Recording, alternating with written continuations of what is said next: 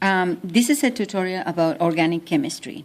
Organic chemistry is also called the chemistry of carbon. Why is that? Because there are many compounds that can be formed with carbon. Mainly there are 4 elements in the organic compounds, which are carbon, that is the main one, then nitrogen, hydrogen, and oxygen. In general, we said carbon, hydrogen, oxygen, and nitrogen, what we call CHON, for remember that easier. We can find more elements than those 4, but those 4 are the ones that are most in more abundance. The simplest ones of the organic compounds are formed by carbon and hydrogen, and those are called hydrocarbons. We can classify the hydrocarbons depending on which is the kind of bonds that the carbons have with themselves. In this case, the classification is going to give us 3 kind of compounds: alkanes, alkanes, and alkynes.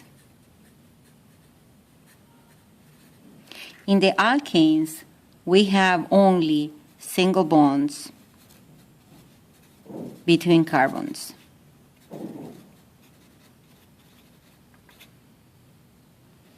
Okay, so the structure is going to be like carbon, single bond carbon, and we are going to have different attachments to that. In the alkenes, we have at least 1 double bond between carbons. So we are going to have this structure, okay? And remember that the carbon has to have 4 bonds around. So it's going to be 1, 2, 3, 4 in this carbon. In this other carbon, it's going to be 1, 2, 3, 4. In the case of the double bond, that counts as 2. So we need only 2 more things attached to each carbon. In the case of the alkenes, we are going to have double bond, we said. In the case of the alkynes, that is going to be at least 1 triple bond. Of course, between the carbons. So we are going to have carbon, 1, 2, 3, and carbon. So there is only 1 more thing attached to the carbons. This is the classification of hydrocarbons. Now we are going to do some examples about this. For example, if we have an alkane, we can put 1, 2 carbons. That is a single bond. So this carbon needs 1, 2, and 3 more hydrogens. Remember that only hydrogens are present. So that is going to be an alkane. An alkene is going to have double bonds.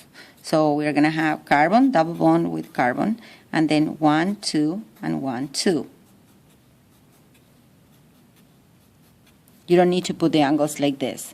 The important thing is that when you count around a carbon is 1, 2, 3, 4, and the other one is 1, 2, 3, 4.